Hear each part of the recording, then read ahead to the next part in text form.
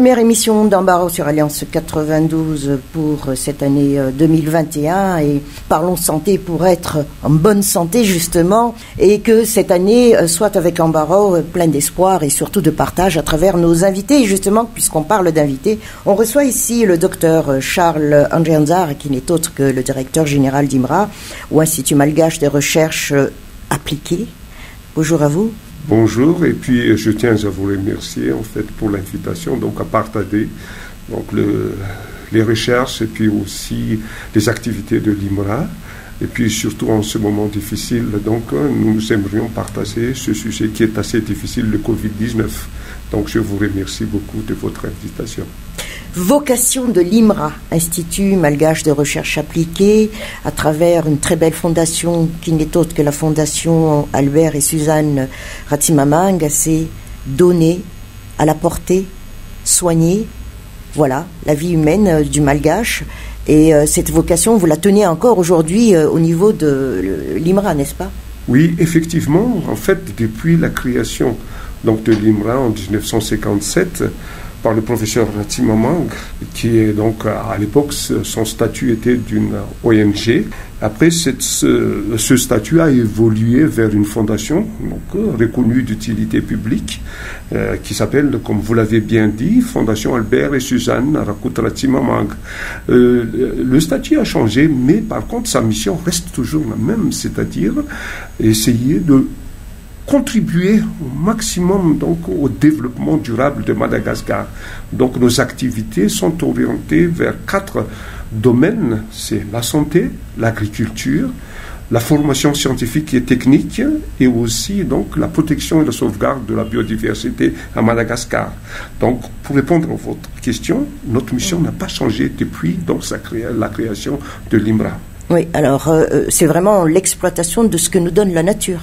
Exactement. C'est ça ce qui nous intéresse beaucoup plus parce que le professeur Ratsimamang, c'est un héritage culturel que nous avons eu, c'est-à-dire que essayer en fait de valoriser les ressources naturelles de Madagascar. Donc les médicaments dans le domaine de santé, notre objectif est d'améliorer en fait l'accès aux soins, c'est-à-dire l'accès aux médicaments à la population malgache. Et notre approche, c'est-à-dire, c'est de fabriquer et puis de concevoir et développer en fait des médicaments à base de plantes médicinales à prix abordable. Et jusqu'à présent, en fait, ces remèdes, c'est le fruit de la recherche qui est basé sur le mariage de la médecine traditionnelle avec la médecine conventionnelle. Donc on peut dire que l'IMRA est une jonction harmonieuse entre la tradition et la modernité. Oui. Mais est-ce à dire quand même que, bon, plantes médicinales, Madagascar est bien connu par cette richesse-là, mais comment vous faites pour détecter ces plantes? Comment ça se passe? C'est une très bonne question. En fait, donc, comme je disais, que c'est une approche assez, je dirais, combinée entre la médecine traditionnelle et la médecine conventionnelle. Donc, l'idée vient en fait donc de ce qu'on appelle donc les tradipraticiens, les pratiques traditionnelles dans le domaine de traitement, donc des maladies et tout ça. Nous faisons des études ethnobotaniques et oui, ethnopharmacologiques dans toutes les régions de Madagascar et à partir des informations et puis des résultats de ces études, nous développons en fait donc des nouveaux médicaments. Et notre première priorité, c'est de répondre tout d'abord donc aux besoins de Madagascar. Par exemple, lorsque il y a la maladie, la pandémie Covid-19, donc nous sommes auxiliaires de l'État dans la promotion de la santé à Madagascar. Ça veut dire que nous travaillons main dans la main avec l'État lorsque il y a donc une pandémie ou une maladie qui arrive. Ça a un point. Un deuxième point aussi qu'il faut bien préciser, c'est que nous nous intéressons en fait donc à des maladies orphelines. Je parle par exemple de la drépanocytose. La drépanocytose, c'est une maladie orpheline parce que les gens qui sont atteints de la drépanocytose ont un niveau social qui n'est pas très élevé, c'est-à-dire en termes de richesse, ils sont en termes de, je dirais, de salaire ou de moyens financiers. Des moyens financiers, ils sont très faibles. Donc, nous, on travaille dans ce domaine-là. C'est donc une approche donc, de santé publique qui consiste donc à faire des études donc ethnobotaniques et ethnopharmacologiques dans la région où la prévalence de la drépanocytose est élevée. Comme vous le savez, donc la drépanocytose est une maladie génétique, qui n'est pas du tout soignée, et en plus de ça, ça n'intéresse pas les industries pharmaceutiques, parce que, comme je disais tout à l'heure, les ressources donc, des gens qui sont atteints de la drépanocytose ne sont pas très élevées. Et la prévalence est élevée en Afrique et tout ça. Donc, à partir de ça, nous travaillons avec la Fondation Pierre Fabre et puis aussi avec la direction de coopération internationale de la principauté monégasque dans ce domaine de la drépanocytose. Donc, vous répondez plus directement et plus rapidement, assez rapidement, donc, par rapport aux maladies et symptômes qui sont présents donc au pays, voilà. A fortiori. Exactement. Par exemple, actuellement, parce qu'il y a de la pluie maintenant, donc il y a des problèmes d'allergie qui viennent. Donc nous proposons maintenant donc des médicaments anti-allergiques qui permettent en fait donc de prévoir l'arrivée de ces maladies-là, de l'allergie. Ça, c'est une maladie qui est assez présente donc dans la population malgache actuellement. Je reste toujours sur ce sujet, la cueillette des plantes médicinales. Ces plantes médicinales sont présentes sur tout le territoire, sans différence, nord, sud, sèche. Non, c'est pas présent, surtout à Madagascar. Question qui est assez pertinente, parce que, vous savez, la qualité ou l'efficacité d'une plante dépend de la terre. Donc il y a un effet terroir qui est assez présent dans les plantes. Il y a une plante, par exemple, qui pousse bien dans une région à Madagascar, mais possède pas donc les substances actives qui sont nécessaires donc pour le traitement d'une maladie. Donc il faut bien regarder, il faut bien analyser la plante. C'est pour ça que cette combinaison de médecine traditionnelle avec des méthodes scientifiques pour voir vraiment quelles sont les substances actives dans une plante permettent de voir à quel endroit on peut faire la cueillette de la plante. Je vais vous raconter une histoire. Par exemple, la pervenche de Madagascar. Exact, oui. La pervenche de Madagascar possède 4 molécules, donc, qui sont des molécules anticancéreuses. Et puis, donc, il y a le vincristine, il y a aussi donc le vinplastine, navelbine et puis vinroflénine. Donc, il y a 4 molécules. Il y a beaucoup de gens qui ont essayé de cultiver la pervenche de Madagascar. Oui, il y avait une tendance à un certain moment. Oui, au Mexique, tout d'abord, ça pousse bien, mais les molécules n'étaient pas là. La molécule, on a essayé, parce qu'on faisait l'hypothèse comme quoi donc Madagascar était rattaché avec l'Inde, donc au temps du Gondwana, et puis on a essayé donc de cultiver la pervenche de Madagascar en Inde. Il n'y a qu'à Madagascar seulement que les plantes, la pervenche de Madagascar possède un taux de substances actives assez élevé. Et il y a plusieurs plantes comme ça. Donc on dirait que Madagascar est un pays béni en termes de plantes médicinales. Et tout le monde reconnaît donc que c'est à Madagascar. C'est une richesse énorme donc, que nous devrons donc exploiter. Et d'ailleurs, les usines de parfumerie à l'extérieur viennent au pays aussi pour détecter justement ces plantes aromatiques ou autres, pour apporter un peu plus quant aux efficacités de ces parfums par exemple. Mais dites-moi, il y a aussi une autre plante qui a eu sa tendance et qui garde cette tendance, mais qui s'exporte énormément à travers ce qu'on appelle ici un mercantique profond, c'est l'aloe vera. Partout il y en a, mais on dit aussi que celui de Madagascar est meilleur. C'est sûr. Donc, actuellement, donc, c'est un problème d'approvisionnement, tout simplement. Et nous avons d'autres plantes que je peux, par exemple, le talapetak, c'est-à-dire la Centella asiatica. La Centella asiatica est très utilisée par les industries d'herbocosmétiques. Vous savez que l'IMRA, la création de l'IMRA dépendait en fait donc de Centella asiatica, de talapetak. Le professeur Ratimamang a découvert le matécasol. Oui. Le matécasol est à base de Centella asiatica. Donc, Et c'est exactement pareil. Il y a en Chine ils ont cultivé donc la Centella asiatica, mais le taux de substance active est très faible.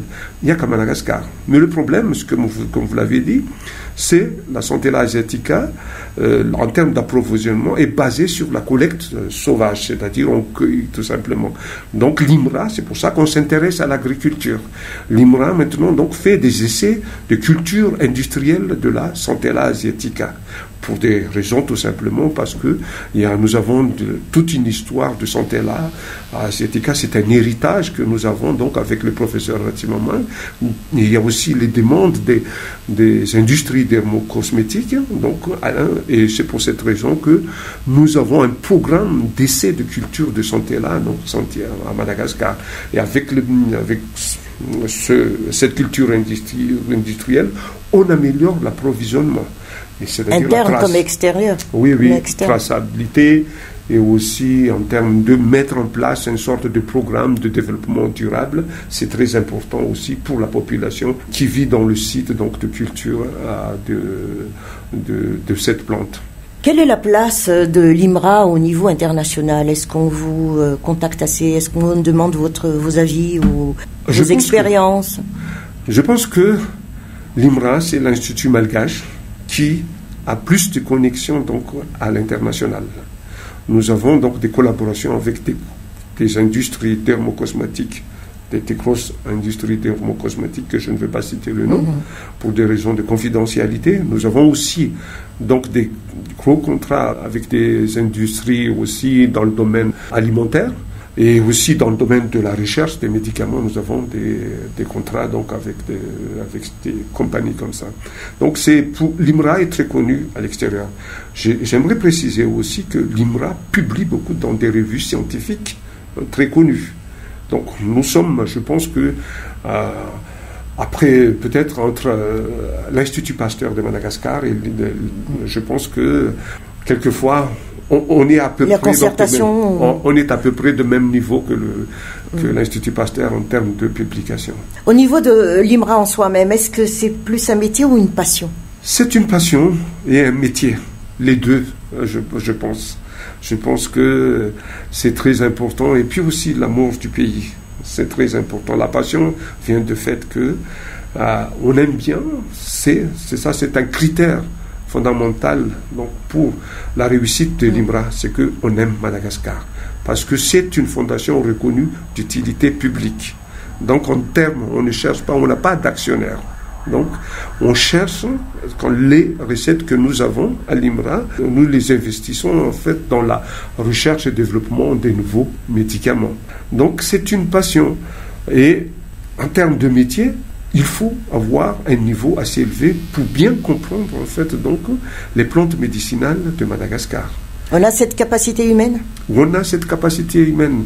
La plupart des chercheurs à l'IMRA ont fait leurs études à l'étranger, donc dans des institutions académiques, et je dirais la majorité des chefs de département travaillent aussi donc à l'université. Soit à l'université d'Antananarivo, des universités en province.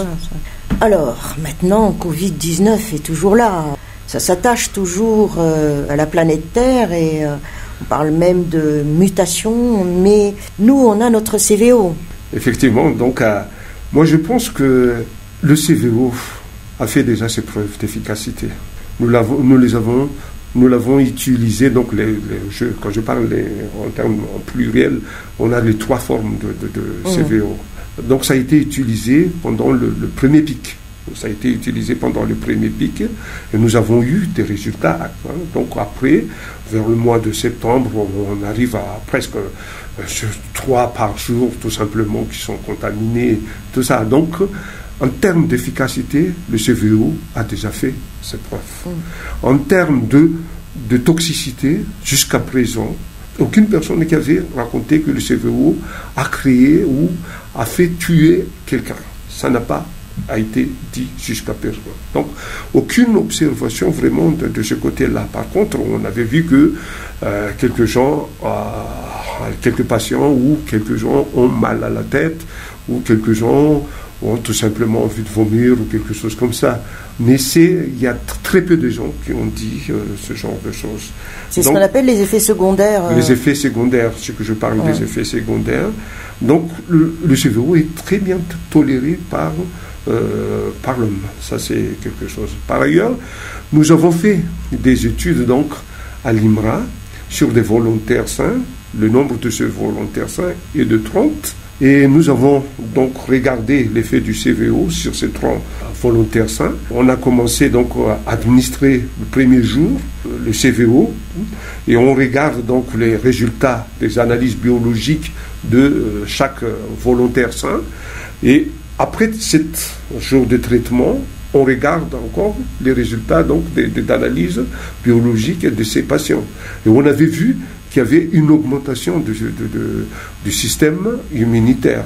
C'est-à-dire qu'on avait vu le taux de lymphocyte B avait augmenté en fait d'une manière. Le taux moyen a augmenté après 7 jours. Ça a aidé au barrage du Covid en soi-même. Oui. Donc ça, c'est-à-dire que le fait d'avoir un système immunitaire bien développé permet en fait, c'est une sorte de barrière, c'est-à-dire ça crée des anticorps qui bloquent en fait donc l'entrée du virus dans la cellule. Donc ça, nous avons vu. Mais ce qui était intéressant aussi, c'est que nous avons attendu pendant 13 jours, et toutes les semaines, on fait des prélèvements d'échantillons sanguins pour chaque volontaire sain. Et à la fin, on avait fait un résultat. On voit que le système immunitaire de ces volontaires sains reste toujours donc à un niveau assez stable après 3 semaines. Donc c'est pour ça que nous préconisons en fait donc l'utilisation du CVO.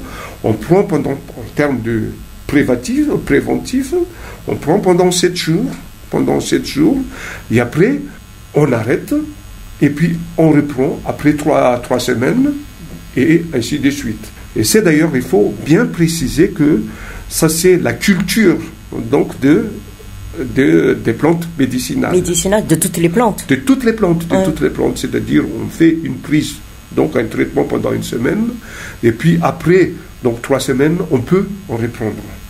Donc on fait ce qu'on appelle donc une fenêtre thérapeutique.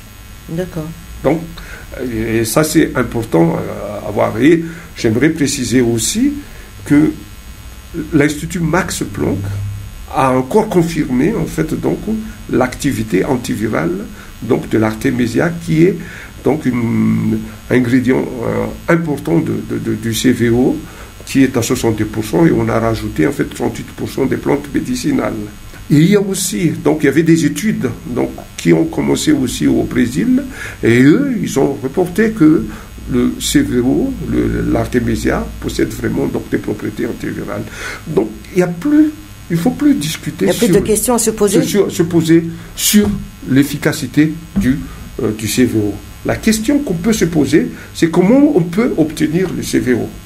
Et à l'IMRA, actuellement, nous, parce que pour prévenir, donc, qui est assez dangereux actuellement, si ça continue, donc s'il y a un risque d'augmentation des cas positifs, donc nous préconisons d'aller voir, c'est les pharmaciens, donc les CSB, parce que nous avons déjà distribué les CVO dans les centres de santé de base et aussi dans les pharmacies. Chacun doit prendre ses responsabilités. Nous-mêmes, et puis aussi les agents de santé. Quand je parle d'agents de santé, les médecins, les infirmiers, les pharmaciens doivent mettre à la disposition des personnes donc le CVO. Mais dites-moi, quand on dit aussi CVO, c'est qu'on parle de décoction, surtout. Il y a eu donc un dosage qui a été donné, tel centilitres par jour ou par personne, par tranche d'âge aussi, mais est-ce que ça tient toujours? Donc, étant donné que maintenant le Covid-19 commence aussi à grincer, c'est toujours la même dose? C'est toujours la même dose. Donc il y a dose préventive et puis une dose curative. Quand dose préventive, c'est-à-dire quand on prend qu'on appelle familial, parce que c'est là, donc c'est ça ce qui est intéressant en fait, parce que ça peut être utilisé à l'intérieur de la famille. Donc c'est tout simplement, on prend 33 à peu près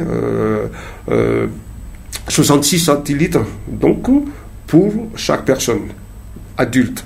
Pour les enfants, c'est 33 centilitres. Et puis, les enfants entre 6 et 15 ans, 33 centilitres. Et puis, pour les enfants, moins de 6 ans, c'est aux alentours de 15 centilitres. Donc, voilà. On peut utiliser le pack familial. Par contre, quand vous êtes déjà un cas positif, et dans ce cas-là, on prend un sachet entier, et puis, on fait bouillir d'abord l'eau, et puis on met la tisane, et après 5 minutes ou 10 minutes, donc, on prend, donc, on filtre et on boit, donc, pendant toute la journée, le 1,5 litre pendant 7 jours, pour une durée de 7 jours. Oui, alors maintenant, il y a les mutants.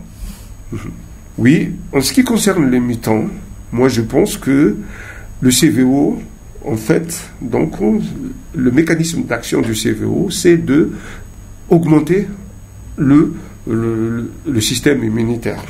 Le mutant, en fait, c'est que quand il voit des médicaments, c'est-à-dire quand le virus voit, c'est le principe pourquoi un virus se mute, en fait, parce qu'il y a donc en face un adversaire. Donc la façon de lutter contre cet adversaire, c'est de se muter. Et comme le CVO n'est pas encore distribué partout dans le monde, ça veut dire que le CVO peut lutter en fait donc les variants ou les mutants du Covid-19. D'accord, donc c'est pas l'antiviral tient encore très bien. L'antiviral tient encore donc son efficacité dans le CVO. Eh bien, c'était votre embarras, monsieur docteur Charles Angianzara, mais vos derniers mots. Mes derniers mots, tout simplement, c'est pour dire à ceux qui ont des doutes sur le CVO, je pense, comme j'ai déjà répété, il ne faut plus avoir des doutes là-dessus. Je pense qu'il est temps de soutenir donc les produits de la recherche malgache, soutenir aussi donc notre fierté en fait donc que avec un pays comme Madagascar qui est un pays dont tout le monde considère que c'est un pays pauvre, mais nous avons une richesse immense de la plante médicinale. Il est temps maintenant de soutenir la valorisation des ressources naturelles de Madagascar. Et puis aussi donc essayer vraiment d'être ensemble. Vous savez par exemple que lorsque dans les autres pays, que ce soit en France ou à l'étranger ou aux États-Unis, le gouvernement a décidé, par exemple, d'accepter le vaccin, même tout le monde a accepté, tout le monde veut faire, donc le vaccin, il n'y a pas vraiment de dispute. Donc nous, notre approche, c'est le CVO au départ, alors on va continuer dans cette orientation.